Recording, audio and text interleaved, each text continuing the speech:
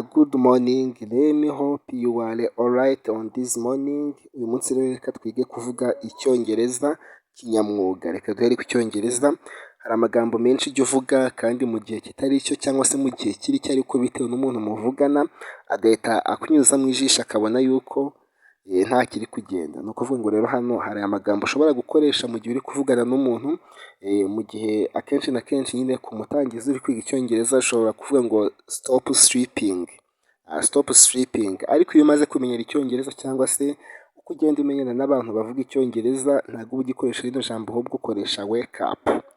Stop sleeping, wake up.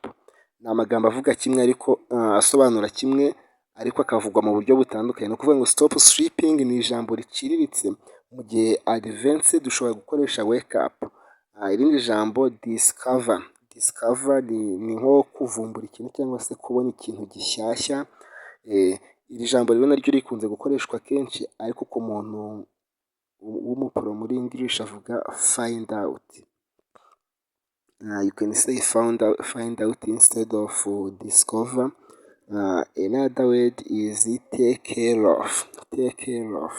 Take care of cyangwa se kwita ku kintu cyangwa se kwita ku muntu.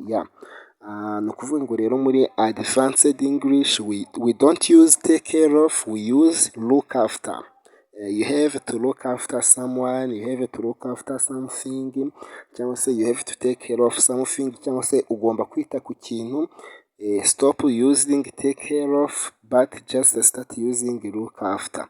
The last one today we are going to talk about give up. Give up. As you see, there is a stop trying. This is the verse. Instead of saying stop trying, you can say give up.